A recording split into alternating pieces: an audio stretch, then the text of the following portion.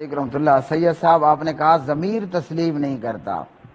آپ کی کئی باتیں کتاب و سنت کی تعلیمات سے اور کتاب و سنت کے دیے گئے علم کے منافی ہیں. ہمارا اور آپ کا ضمیر کوئی حیثیت ہی کب رکھتا ہے؟ آپ خود کہہ رہے ہیں اللہ رسول کی چلے گی پھر ضمیر نہیں مانتا. تو جب اللہ رسول کی چلے گی بیچ میں ضمیر کہاں سے آ گیا؟ کیا خیال ہے؟ اور اس پر میں آپ کو بہت ساری مثالیں احادیث سے اور قرآن سے دے سکتا ہوں کہ آپ کے ضمیر کی کوئی وقت نہیں ہے، کوئی ویلیو نہیں ہے، کوئی مقام نہیں ہے. اللہ رسول کی چلے گی تو پھر ضمیر کی نہیں چلے گی. کیا ضمیر مانتا ہے کہ 14 صدیوں پہلے بندہ بغیر پی آئی اے کے، بغیر سعودی ایئر لائن کے اور بغیر کسی خلائی شٹل کے رات کے ایک حصے میں، تھوڑے سے حصے میں، ایک بندہ ام ہانی رضی اللہ عنہ کے گھر سے اٹھتا ہے، مسجد حرام آ جاتا ہے، وہاں سے وہ پرواز پکڑتا ہے اور سیدھا بیت المقدس پہنچ جاتا ہے، مسجد اقصی. کیا ضمیر مانتا ہے؟ کیا خیال ہے؟ آج اگر یہ بات کریں تو کوئی تک بنتی ہے کہ آج پی آئی اے ہے، آج سعودی ایئر لائن ہے، آج امریکی بمبار جیٹ طیارے ہیں، آج خلائی شٹلز ہیں جو منٹوں میں سینکڑوں میل کا سفر، بلکہ ان کی رفتار روشنی کے میلز پر ہوتی ہے. 14 صدیوں پہلے تو یہ بات نہیں تھی. ضمیر مانے نہ مانے، سید صاحب سید الرسول جناب محمد الرسول اللہ، آپ سادات میں سے ہیں نا، آپ ماشاءاللہ سید ہیں، تو آپ کا تو میرے خیال میں شاید زیادہ حق بنتا ہو کہ آپ ہم سے زیادہ امام کائنات، امام الانبیاء، سید الاولین والآخرین جناب محمد الرسول اللہ صلی اللہ علیہ وسلم کی بات کو تسلیم کریں، ضمیر کو بالکل پرے کر کے رکھ دیں. یہی چیز آپ کے آڑے آ رہی ہے شاہ جی، سید صاحب، یہی چیز آپ کے آڑے آ رہی ہے. آپ عقل اور ضمیر کو لے کر آ جاتے ہیں شریعت کے مقابلے میں. تو بھائی میرے، شریعت کے مقابلے میں یہ بات نہیں چلتی. آؤ میں آپ کو قرآن سناؤں، کیا یاد کرو گے؟ قرآن سناؤں تو کہاں سے سناؤں؟ اچھا جی، آپ کو میں قرآن سناتا ہوں. لو جی قرآن سنیں. وَمَا كَانَ لِمُؤْمِنٍ وَلَا مُؤْمِنَةٍ إِذَا قَضَى اللَّهُ وَرَسُولُهُ أَمْرًا أَن يَكُونَ لَهُمُ الْخِيَرَةُ مِنْ أَمْرِهِمْ وَمَن يَعْصِ اللَّهَ وَرَسُولَهُ فَقَدْ ضَلَّ ضَلَالًا مُبِينًا. اور کسی مومن مرد اور کسی مومن عورت کو یہ حق نہیں ہے کہ جب اللہ اور اس کا رسول کسی معاملے کا فیصلہ کر دیں تو ان کے لیے اپنے معاملے میں ان کا کوئی اختیار رہے، اور جو اللہ تعالیٰ اور اس کے رسول صلی اللہ علیہ وسلم کی نافرمانی کرے تو وہ یقیناً کھلم کھلا گمراہ ہو گیا. اب یہ ہے آپ کے ضمیر کے خلاف آیت ماننی پڑے گی، حدیث ماننی پڑے گی. ضمیر اس کے خلاف ہو تب بھی، ضمیر اس کے موافق ہو تب بھی. آپ کے اور میرے ضمیر کی تو کوئی ویلیو ہی نہیں ہے، ضمیر کا تو کوئی وزن ہی نہیں ہے، ہم خود بے وزن ہیں. جو اللہ رسول نے فیصلہ کر دیا اس پر سمعنا و اطعنا، آمنا و صدقنا کہیں گے. اگر ہم کہیں گے نہیں جی یہ میرا ضمیر نہیں مانتا، تو شاہ جی پھر ایمان پینشن پہ چلا جاتا ہے. ٹھیک ہے. یہ واقعہ کیا ہے؟ یہ واقعہ حضرت زینب رضی اللہ تعالی عنہا کے نکاح کے سلسلے میں یہ آیت نازل ہوئی. زید بن حارثہ وہ اصلاً عرب تھے، بچپن میں اغوا کاروں نے اغوا کر لیا اور پھر وہ بیچ دیے گئے. نبی علیہ الصلوۃ والسلام سے ختیجہ رضی اللہ تعالی عنہا کا جب نکاح ہوا تو ختیجہ نے زید کو نبی علیہ السلام کو ہبہ کر دیا، اور زید جناب سیدہ خدیجہ کا غلام تھا. آپ صلی اللہ علیہ وسلم نے ان کو آزاد کر کے اپنا بیٹا بنا لیا. کون سا بیٹا؟ منہ بولا بیٹا. کس کو بنا لیا؟ زید بن حارثہ کو. اور یہ کون تھے؟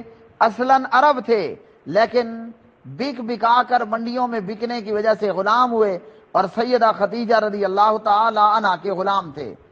جب حضور نبی کریم علیہ السلام کا سیدہ سے نکاح ہوا، خدیجہ سے، تو سیدہ خدیجہ نے اپنا یہ غلام نبی علیہ السلام کو، اپنے تاجدار کو، جناب محمد الرسول اللہ صلی اللہ علیہ وسلم کو ہبہ کر دیا۔ حضور صلی اللہ علیہ وسلم نے انہیں آزاد کر کے اپنا منہ بولا بیٹا بنا لیا، ٹھیک ہے۔ اور پیارے نبی نے جناب زید کا نکاح، ان کے نکاح کے لیے اپنی پھوپھی زاد جناب زینب کو نکاح کا پیغام بھیجا۔ زینب پھوپھی زاد، پھوپھی کی لڑکی کو نکاح کا پیغام بھیجا کہ تمہارا رشتہ مجھے اپنے منہ بولے بیٹے زید کے لیے چاہیے، ٹھیک ہو، نکاح کا پیغام چلا گیا۔ اچھا، جس پر زینب اور ان کے بھائیوں کو اپنی خاندانی وجاہت کی بنا پر تردد ہوا، تامل ہوا کہ بھئی زید ٹھہرا ایک غلام اور وہ بھی کالے رنگ کا، زید ٹھہرا ایک غلام اور ہم ٹھہرے قریشی ہاشمی بڑے اونچے قبیلے کے، جیسے لوگوں کو بڑا فخر ہوتا ہے نا، میں سید ہوں جی، میں بلوچ ہوں، میں فلاں ہوں، قومیتوں کے اندر فخر کرنے والے، اس کا رد بھی اللہ نے سورۃ الحجرات پارہ 26 میں کیا۔ میں کوشش کرتا ہوں کہ آپ کو وہ آیت بھی پڑھ کے سنا دوں، اب آپ سننا ضرور، نہیں تو دنیا تو سنے گی نا، میرا اجر تو انشاءاللہ پکا ہے۔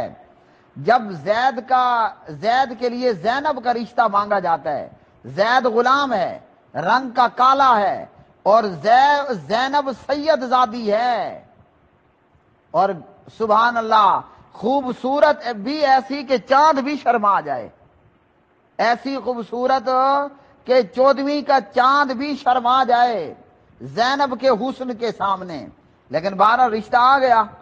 تو ان لوگوں کو جو ہے وہ تامل ہوا کہ جناب وہ کدھر کالا اور کدھر وہ غلام اور ہم کدھر گورے چٹے اور سید زادے، جس پر اللہ نے یہ قرآن پاک کی آیت اتاری جو میں نے آپ کو پڑھ کر سنائی ہے۔ یہ قرآن پاک ہے، پارہ 22 ہے، آیت کا نمبر ہے 36۔ تو اس آیت نے ہمیں بتا دیا کہ ہمارا ضمیر کسی کام کا نہیں ہے، ہمارے ضمیر کی ویلیو قرآن و سنت کے مقابلے میں، اللہ رسول کے مقابلے میں مرغی کے گندے انڈے جتنی بھی نہیں ہے۔ آپ شاید کسی اپڈیٹ شہر میں رہتے ہوں، میں ایک چھوٹے سے گاؤں نما شہر ڈیرہ اسماعیل خان میں رہتا ہوں، میرے گھر میں مرغیاں ابھی بھی ہیں، خیر 2 دن پہلے میں نے 3000 کی مرغیاں خرید لی، پیسے ابھی ان کے دینے ہیں۔ تو ہم مرغیوں سے بچے بھی نکلواتے ہیں انڈے رکھ کر، کچھ انڈے خراب ہو جاتے ہیں اور جب ان کو توڑا جائے انتہائی گندی سمیل ہوتی ہے۔ ہمارے ضمیر کی، ہمارے دماغ کی، اللہ عرش والے نبی مدینے والے کے سامنے مرغی کے گندے ہوئے انڈے جتنا بھی کوئی درجہ نہیں ہے۔ تو باڑ میں گیا ضمیر، وہ جس کا بھی ہے، اس کی کوئی ویلیو، کوئی مقام، کوئی رتبہ، کوئی شان نہیں ہے۔ اب جب یہ آیت اتری تو جناب زینب اور ان کے بھائیوں کو سر جھکائے بغیر کوئی اور چارہ نہیں تھا، آگے دیواریں چین آ گئی، بھئی یا تو اپنے ایمان کو بچاؤ یا پھر انکار کر دو، تو تسلیم کیے بغیر کوئی چارہ نہیں تھا، اور پھر بالآخر انہوں نے تسلیم کر لیا۔ تو ضمیر کہاں گوارا کرتا ہے کہ کہاں جناب سید زادی، کہاں جناب چاند سے زیادہ خوبصورت مکڑے والی، اور مقابلے میں سامنے غلام، موٹے ہونٹ، کالا رنگ، ضمیر تو نہیں مانتا۔ آج بھی اگر آپ کسی لڑکی کا رشتہ بھیج دیں جو کھاتے پیتے گھرانے کے لڑکی ہو، پیسے والی ہو، بنگلے کوٹھی مکان والی ہو، 2D GLI گاڑیاں بینک بیلنس رکھنے والی ہو، اور اس کے بدلے میں آپ جناب ٹماٹر بیچنے والوں کا، غریب دہاڑی دار مزدور کا، وہ تو غلام تھا نا، یہ مزدور غلام تو نہیں ہوتا نا، مزدور کا رشتہ بھیج دیں آپ زرداری کی بیٹی کے لیے، میں کہتا ہوں کتے اس کے پیچھے لگوا کر اس کی بوٹی بوٹی کر دیں گے یہ لوگ۔ تو کیا خیال ہے، ضمیر کی مانیں گے یا قرآن کی مانیں گے؟ آپ کے سارے جوابات پر اعتراض میں آپ کا ضمیر ہی کھڑا آپ کو روکے ہوئے۔ جب ہم نے کہہ دیا اشہد اللہ الہ الا اللہ واشہد ان محمدن عبدہ ورسولہ، تو ضمیر کی تو چھٹی ہو گئی ہے۔ مکہ والوں کا ضمیر مانتا تھا کہ بیت اللہ میں 360 بوتے ہیں، حبل کے، منات کے بوتے ہیں، عزا کے بوتے ہیں، باپ دادا اس کا باپ دادا تھے، اس کا باپ دادا، جدی پشتی وہ بتوں کے پوجا کرنے والے، اور محمد الرسول اللہ صلی اللہ علیہ وسلم کہہ رہے ہیں لا الہ الا اللہ، اور تمہارے سارے بتوں کا بیڑا غرق۔ ایک لا الہ نے سارے بتوں کو پاش پاش کر کے رکھ دیا۔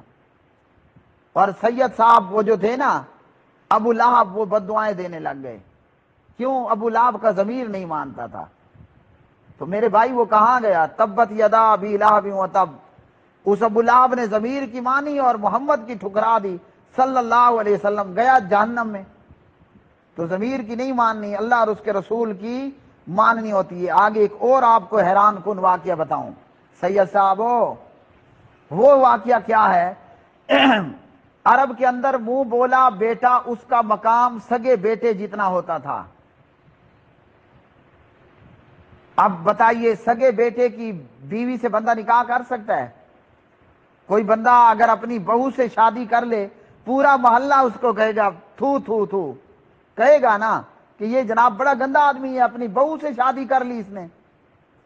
تو جیسے سگے بیٹے کی بیوی سگی بہو سے نکاح حرام سمجھا جاتا تھا، عرب کے اندر منہ بولا بیٹا اس کا درجہ بھی سگے بیٹے جتنا ہوتا، اور اس کی بیوی وہ جو بہو ہوتی اس سے بھی نکاح حرام ہوتا تھا۔ تو پتہ ہے عرش والے نے کیا کیا؟ عرش والے نے یہ کیا کہ زید اور زینب کے بیچ میں طلاق ہو گئی، یہ انہی آیات میں موجود ہے۔ ہاں جی، زید اور زینب کے بیچ میں طلاق ہو گئی۔ نبی علیہ السلام نے محسوس کر لیا کہ زید طلاق دے دے گا، تو آپ نے زید سے کہا امسک علیک زوجک، بیوی کو طلاق نہ دینا، پتہ تھا آگے ہونے والا کیا ہے۔ زید نے جب زینب کو طلاق دے دی، اللہ نے زینب کا نکاح محمد الرسول اللہ صلی اللہ علیہ وسلم کر دیا۔ عرب لوگوں کے مطابق سسر کے ساتھ بہو کا نکاح ہو گیا۔ اب بتائیے ضمیر مانتا ہے؟ قرآن کیا کہتا ہے؟